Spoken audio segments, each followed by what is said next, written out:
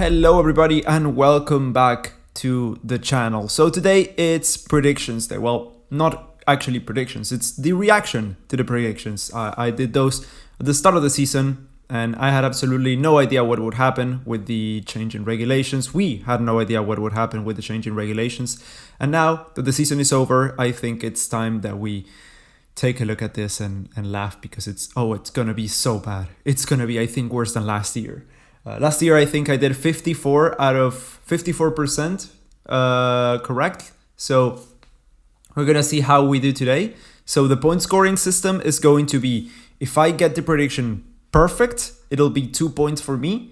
If I get the prediction one off, if I get a near miss, so it's one off. So for example, I say Aston Martin in 5th and they ended in 6th. Well, that's just 1 point for me. So yeah, let's see how this goes. Without further ado, let's just get into it. So from last to first, I have put Alfa Romeo. Well, shit. I already started off pretty bad. Alfa Romeo actually finished 6th in the championship. So it was a bit far, this one. Let's see what I say, how I try to justify this decision. Unlike last season, I think this one will give us a more unified field with no clear backmarkers or a team that is 2 seconds off the pace. Well, we didn't have a team that was 2 seconds off the pace. That was true.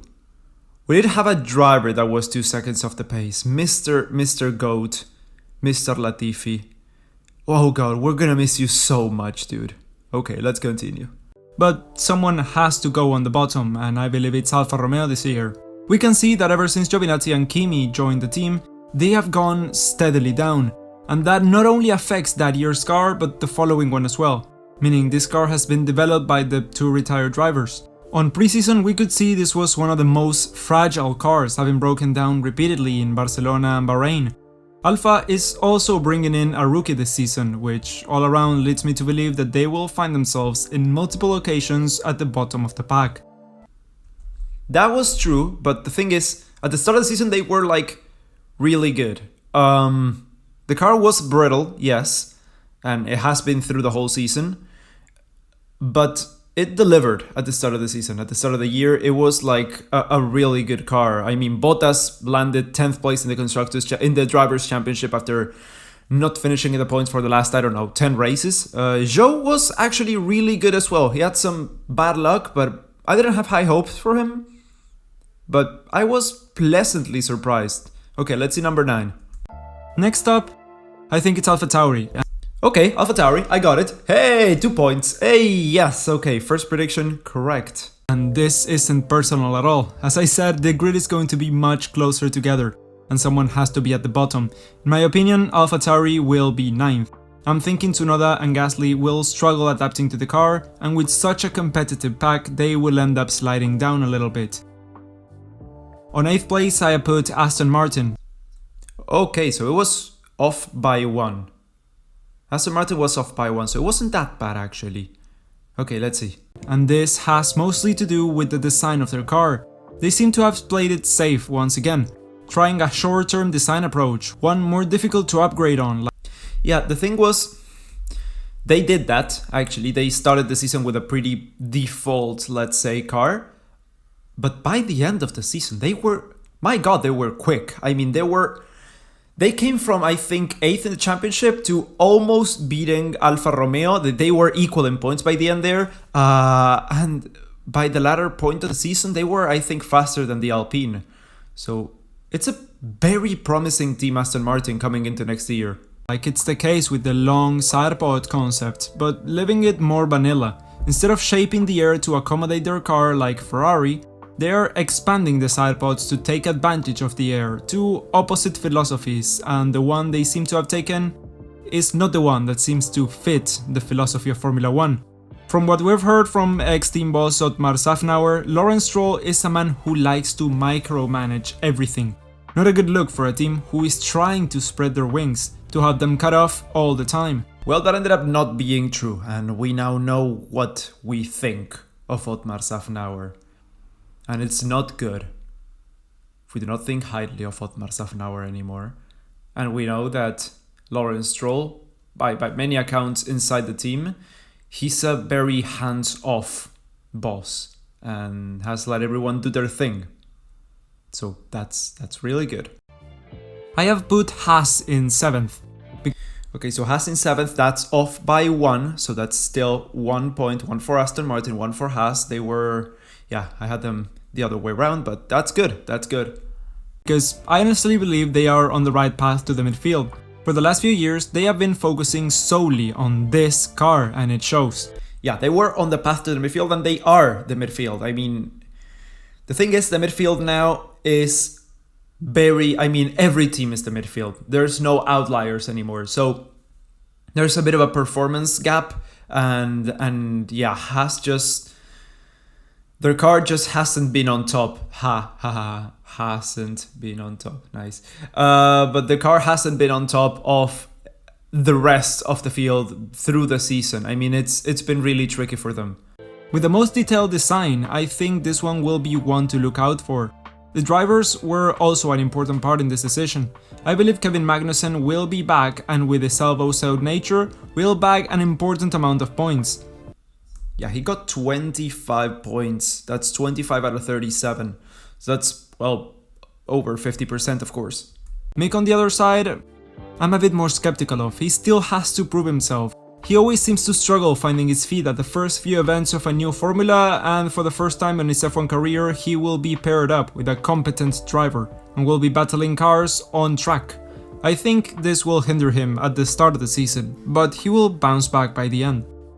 He kinda did bounce back, but it wasn't enough, and the team actually, it didn't work between Mick and Haas. I mean, Haas just don't have the financial backing to get Mick and what he does. I mean, because Mick is a great driver, but he has a tendency to crash a lot, and it costs Haas a lot of money. Still, I don't think the Nico Hülkenberg move was a good one. I still think that they should have stayed with Schumacher, but we'll talk about that on another video.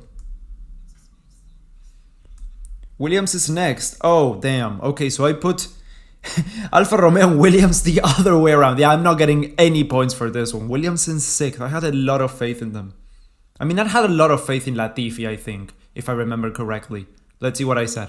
Williams is next, and this year it'll be as good as last year. The car is faster, the drivers are more confident, and I think Alex was the right choice to pair up with Nicky. They already get along great, and unlike many, I think they're both really fast drivers. They will score consistently at the back of the top 10 to get 6th.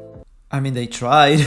The car just wasn't there. They, once again, completely misstepped when it came to car development. I mean, Alex Albon was 19th with 4 points.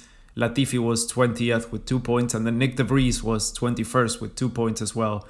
The car was good on the slippery circuits, but that's because it didn't have any downforce. So that's a problem. Okay, let's see about 5th. McLaren have been... Oh, McLaren 5th. Okay, so I got that as well. Hey, 5th place, sorry, 2 points there, McLaren, nice.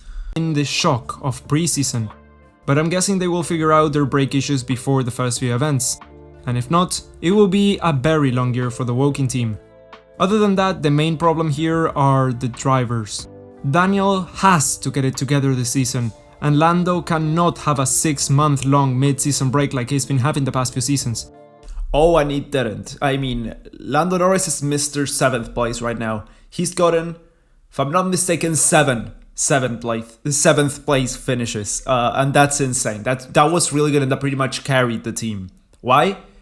Because Ricciardo was just absolutely nowhere. I mean, I'm sorry, dude. I really do like you, but if you just cannot get it together and drive and score points and be up there with your teammate, yeah, I mean, I think McLaren did a good decision getting rid of him for the end of the season. I don't know, unpopular opinion, I know, many people really do like him. I do like him as well. I mean, I really do like Latifi as well, but come on, if you're just not up to pace, there's nothing I can do. Well, I mean, it's not up to me, there's nothing the team can do. You know what I mean. But if they don't find that harmony, they will finish 5th. In 4th, I have put Alpine. Okay, Alpine in 4th place, that's another banger. Dudes, I'm doing like quite well. I thought I was gonna do much worse. I'm really worried for the next set of predictions. I really am. Ah, my god. Okay, let's see how this goes. Still, let's see. 4th place, Alpine. Good. This year, I'm confident in my prediction. They have been under the radar all of testing, and every single time a driver got out of the car, the smiles were just something else. The new Renault power unit looks very promising, and the understeer... Yeah, I mean, the Renault power unit was the biggest problem. I mean, apart from pretty much most of the team, but yeah, the power unit was just still the worst of the grid when it comes to reliability by like a mile. I mean, I was gonna say let's hope they get it together for next season, but how many years has it been that they just cannot get a good engine that doesn't break every 2 races? I don't know what to think about the Renault power unit. The nature of the new cars will fit Fernando's driving style like a glove. This will be a good year for El Plan. Oh, El Plan. That one stings. That one stung a little bit. Okay, let's see who I put 3rd. 3rd, I have put Ferrari. Oh, Ferrari in 3rd. Well, it was really close there in the end. I mean, if I were to look back at these predictions at the first 5 races, I would have wanted to kill myself. But right now, towards the end of the season, I can say it wasn't a bad prediction. Let's see what I said about this. Because their car is looking very good. God, that Ferrari the top teams will be a so step ahead, but they will have the red cars breathing down their neck. The most consistent driver pairing we have seen in Ferrari for over 2 decades will be the key to consistent points and always being there for snatching podiums and wins away from the big 2 when they... Well, it was pretty much the other way around. I mean, they were the big team and they screwed up a lot, and that allowed Red Bull to take the lead and then eventually dominate the championship, and then allowed Mercedes to catch up to them to a worrying degree. Still, we cannot understate. I mean, I was just looking at the clips. You were just looking at how good did this year's Ferrari look. Just, oh god, the best looking Ferrari, the best looking car on the grid. Period. My god. Okay, let's see. I got a little emotional there. They screw up. Nice closing of the gap for them. Now in 2nd place, I put Mercedes. 2nd place, Mercedes. Okay, so I did put Red Bull in 1st place. Mercedes and Ferrari are off by 1. This was like a really good set of constructors predictions. I thought it was gonna be completely bananas, this one. Nice. Okay, let's see, Mercedes. I don't buy the struggles they have been trying to sell during testing, but I believe they might get a rocky start. Oh, they did have struggles in testing and through the whole season. I mean, this was the first season that Lewis Hamilton didn't get a win in his Formula 1 career. Well, since 2003, I think. But George Russell did, though. I don't know what that means for the future of the team. But yeah, it's interesting. It's interesting. I'm sorry, before we get going again, can I say I really like the graphs on the side, the prediction. It's really colorful. I don't know. I really like it. Okay, let's see. The Silver Arrow seems very hard to handle, and the porpoising issue yet hasn't been fixed. They will be in contention for the championship, but a slow start will cost them the title in the end. And yeah, on 1st place, Constructors champions, I have put Red Bull. Yeah, so they won for the first time since, what was it, 2013, the Constructors Championship? Yeah, I mean, they were just dominant. What an amazing car that they built. This year, it'll finally come together for them, and while last year they came just short, an aerodynamic overhaul was all Adrian Newey needed to make them champions. They will edge out Mercedes and take the title. Yeah, that was true. They edged out Mercedes, but mostly Ferrari. But yeah, Adrian Newey did his magic again. Insane. Moving on to the Drivers' Championship, I put Guan Yu Zhou on last. Guan Yu Zhou on last. Okay. Yeah, Zhou finished 18th. Zhou and Yu, actually. But, I mean, I put 20 slots in the championship. We ended up having 22 drivers because of Nick de Vries and Nico Hülkenberg. But I'm just going to start from, 20 up. So this one was off by 2. I'm not going to do any 21st and 22nd place. I'm sorry. Due to the nature of the Alpha and him being a rookie. Still, I wouldn't be surprised to see every driver score this season. In 19th place, I put Yuki. Okay, so in 19th place I put Yuki. He ended up, well, they both ended like 2 places up on that exact same those exact same positions, but the Williams were just behind. I don't know. Oh god, I think I put Latifi like in the top 10. Oh god, okay. So far no points. For as much as the whole community has hyped him at the beginning of last season, me included, he has had a lot of trouble getting used to the car. By the end of the season, he was doing okay, but I still think that someone has to be on the bottom, and unfortunately, it'll be Yuki. Coming from Mercedes... Yeah, Bottas, I had no faith in Bottas whatsoever. I mean, I thought he was gonna just... yeah, sink in the water. He ended up, once again, finishing in 10th place, so that's insane. Still, no points from the Drivers' Championship predictions. Okay, let's see what happens. Yeah, how will this end? Valtteri has not been good at overtaking the pack when it came to it. He kind of forgot how to be aggressive when he joined Mercedes. And this move down the pack will be a bucket of cold water. Bottas on 18th. The car will not be Aston Martin's forte. Yeah, again, I'm off by more than 2. Stroll, 15th. I put him 18th. Yeah. This season. And out of the 2 drivers, I'm saying it will be Stroll who comes out worse here. Well, the Haas... Schumacher. That's one off. That's one off. Okay, first point of the Drivers' Championship. Mick Schumacher. Thank you, dude. Oh, hold on, 16th. Oh, I got it. I got a smack on. I misread that one. Oh, hell yeah. Will be decent. Mick will have a bit of a hard time getting used to it. Some opportunities will be missed, and he will finish in 16th place. Alex Albon will have a few races to get used to the Williams, but when he does, he will be good to go. The pack being close will mean no many opportunities for points, and with teammate Latifi already integrated with the team, I think he will finish a little bit in front. Vettel will fare better than his teammate, but still, we know that when Seb isn't comfortable in a car, it shows. He will do the best he can, but 14th will be his finishing position. Okay, so Albon is off and Vettel is also off. He finished P12, not P14. He got a very, very good comeback there. Oh god, that photo looks really bad of Vettel. I'm sorry, guy. But yeah, he finished way in front. Well, not way in front, two places in front. But when it comes to points, P14 was 23 points and P12 was 37 points. So almost doubled. Yeah, sorry, Vettel. As I said.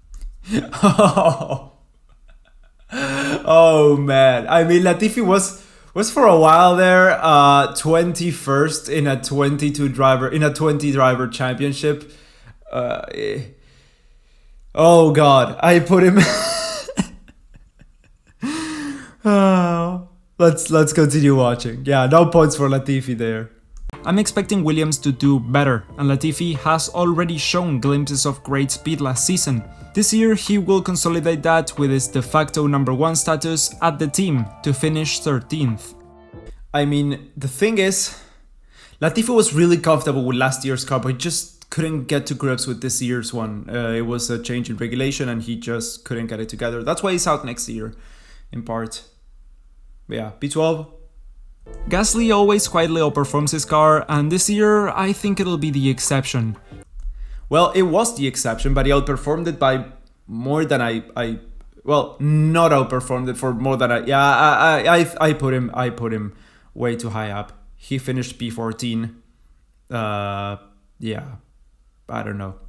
He will be doing good, but not as well as he has for the past few seasons. With a tricky Alpha, he will get some decent results, but not more than 12th place in the standings. In 11th... Oh, 11th! Daniel Ricciardo, hell yeah! Oh, I got my first spot-on prediction. Oh no, actually Schumacher was my first spot-on prediction. But still, my second spot-on prediction for the Drivers' Championship. I am calling Daniel Ricciardo. The Aussie was just starting to get used to the car when it all got changed again. He will struggle, and in the end he will get enough points to amass 11th place. This is probably the most insane prediction I will make. With an all-new Haas and a few years to make up for, Kevin Magnussen will outshine his machinery once he gets used to it, to get a decent amount of points on the latter half of the season and finish in 10th. He almost got a handful of points at the latter half of the season. He got pole position there.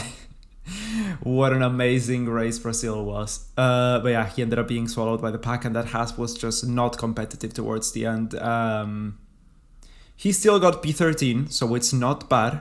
He was still quite good and in front of his teammate. That's what matters. But yeah, he just, the car just wasn't there for Kevin and for Haas, for both of them. In 9th place we have Ocon. Well, in 9th place we had Fernando Alonso, Ocon's teammate. We all know what happened. Alonso got an insane amount of reliability problems this year. 9, if I remember correctly, to Ocon's 2. So it doesn't surprise me that Ocon finished just a little bit in front, just shy of 10 points. But yeah, by Alonso's calculations, if he wouldn't have had those reliability problems, he could have scored, almost 100 points more than what he actually ended up doing, which was 81. Who in the Alpine will be consistently in the top 8 from race to race, sometimes going toe-to-toe with Alonso, but in the end finishing a bit behind. Norris... so Ocon and Norris were both off by 1. Norris ended up finishing P7, Mr. 7 himself. I actually put him P8, so almost. He ended up finishing P7 in the championship, of course. But yeah, 1 off Norris. Will do the best he can on his McLaren once the season starts. The extra testing he had will do wonders for his confidence, and we will think that it's gonna be close with the Alpine and maybe even Ferrari. But in the end, his energy will deplete early, to sink down the pack by the latter stages of the season and finish 8th. Oh, I put Leclerc in... Oh damn, I just had absolutely no confidence for Leclerc. I put him 7th. He finished 2nd. Did I not... I think I thought Ferrari were still gonna be like top of the midfield. I don't think I thought of them as a top team yet. Damn, the start of the season was a long time ago. Okay, Leclerc, no points for that one. The first Ferrari will be Leclerc. It'll be really close between him and his teammate Sainz, but the latter has plenty of experience in changing setups because of his team hopping from Toro Rosso to Renault to McLaren to Ferrari. Charles will be right with him, but an early lead by Sainz will compromise his final position. In 6th... Okay, Alonso in 6th place. It could have been, perhaps, with the lack of reliability problems, but definitely way too high. Way too high. I put Fernando, and if the car seems as good as it really is, this is entirely possible. We were all like, we were hopes up because of El Plan. The plan ended up being, okay, let's sack him from the team by giving him a shit teammate, and yeah, it was a pretty weird and bad situation, the one that happened at Alpine. Alonso's into Aston Martin for next year, and let's see what happens there with him. The adaptable Alonso will be the fastest driver to get used to the car, leading to some early promise that will end up being challenged by the Ferraris come season's end. Okay, so I thought he was like gonna challenge for wins and stuff. Podiums at least. For the first few races, for the first like 6 races, Alonso couldn't score. The bad luck just kept on piling up, and in the end, when he wanted to play catch up, it was just too late. In 5th place, I put Carlos Sainz. 5th place for Carlos Sainz. Okay, another spot on prediction. That's 3 so far. Could have been worse. For all the reasons I mentioned before. Consistent and adaptable driver will finish in front of his teammate, but it'll be really close. The newcomer to the top is Russell. Okay, so Russell in front P4. That was also spot on. That's great. Okay, let's see who's next. And for that reason, I am saying he will be 4th, but with a very promising end to the season, being a real contender for wins and perhaps even a championship in 2023. Perez will edge out Russell on his way to 3rd in the standings. Oh, Checo in 3rd. Okay, another spot on position. I thought it was gonna be like 2021 part 2 then, because Hamilton and Verstappen there at the top. I mean, it ended up being Hamilton in P6, but I mean, Verstappen did win the championship. Did I put Verstappen to win the championship? Let's see. With a year of Red Bull experience under his belt, he will be the perfect wingman once more, which will force Russell to help Hamilton to the detriment of his personal point tally. In 2nd place, we will have Hamilton. Yeah, I mean, Hamilton and Russell were... Well, Russell was, but Hamilton wasn't even in the fight in the end. Well, through the season as well. He got close, though. The team made huge steps forward, but Russell just could get a little bit more out of the car than Hamilton this week. This year. Yeah, Hamilton's 2nd. That's not a good prediction. The Briton will get a rocky start due to the Mercedes package instability, but in the end, they will catch up to the Red Bulls, just not enough. Just as he got 1 title, and of course, Verstappen wins the championship. Okay, another good prediction. Let's see what the next category is. Last season, in 2022, he will get the 2nd. An early lead will push Max to the top of the championship, even if it seems threatened by Hamilton by the end. Almost like Button and Vettel in 2009, in 2022 we'll have the first double champion since 2014. Now onto a set of categories that I came up with last year which were very interesting and played out great. They each get a driver and a team, and first off we have the surprise of the season. This can mean 2 things, since a bad surprise is also a surprise. This year I've decided to go Mercedes. Oh, surprise of the season, I ended up doing Nicky Latifi, and Mercedes.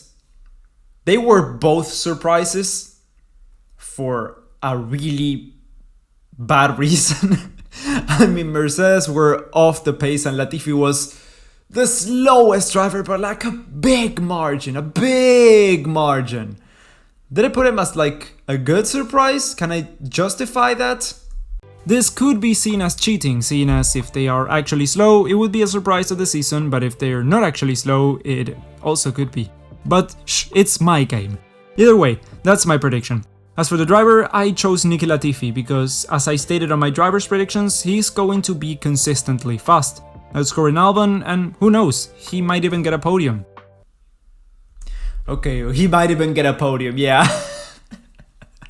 I think that's my worst prediction so far. It's all got to do with Latifi. I have way too much faith in the guy. I'm giving myself points for those. I'm definitely giving myself points for those. Let's do 1 point for this category. Instead of 2, like the last 2.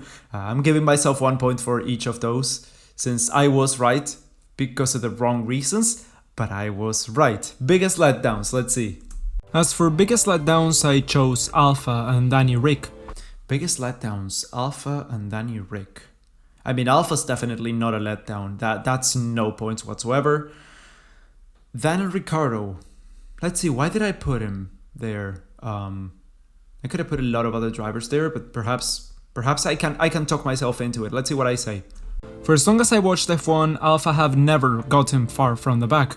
But this year, I'm calling it. It'll be the first one they will finish in last place since 2017, 5 years ago.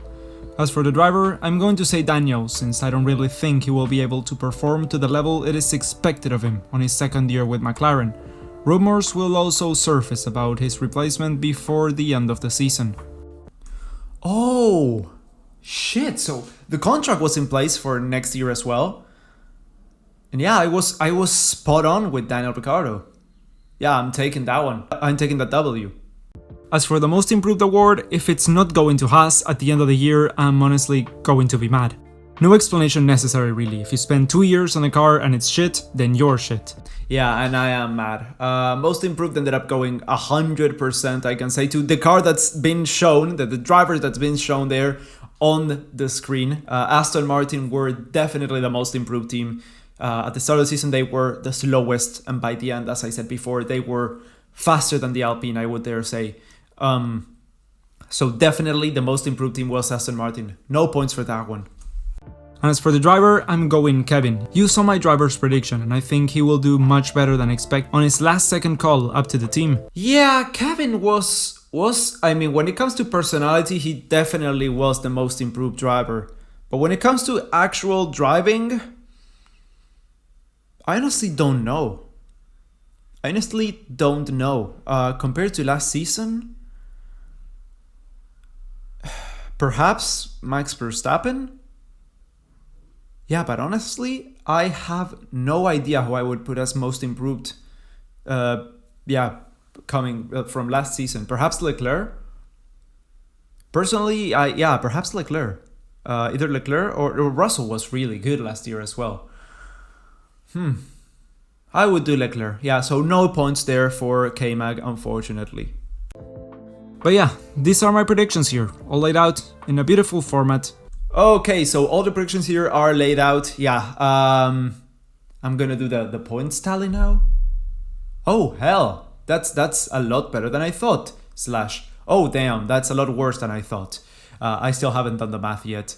Hi, hello, editing Ryan here. Yeah, I just finished doing the actual editing of the video, and damn, that was like really bad. I did worse than last year. But it's mostly got to do with like the Drivers' Championship. That's why I didn't do Drivers' Championship last year. I only did Constructors and then the top 10, I think. This year was like, hell yeah, let's do the whole thing, the whole 20 drivers. It was a big mistake. I ended up being 44% correct. 44. That's a big drop from last year. But look, I mean, the Drivers' Championship prediction accuracy, it's 35%. It's so bad. So bad. Out of the possible 66 points, I only got 29. The Constructors' Championship was quite good though. Over 50, it's 60% actually. So yeah, that one was good. And the other ones were 50-50. But yeah, well, we're gonna have to see about next year. I mean, I think I can... Right now, I think I could quite correctly predict next season. When I was doing these predictions, I was struggling big time, but now I think I have an idea. So yeah, see you next year. Back to the video. So this has been it for my season prediction wrap up, revisited reaction, however you want to call it. I don't even know how I'm gonna call the video yet. I don't even know how long we've been recording for. Okay, 30 minutes. Yeah, every reaction video lasts like 30 minutes. I don't know what's going on here. So this was it for this week's video. I hope you really enjoyed it as much as I did. Thank you all so much for watching. If you enjoyed, make sure to leave a like, make sure to subscribe to the channel, and I will see you all in the next one. Thank you so much, guys. Bye bye.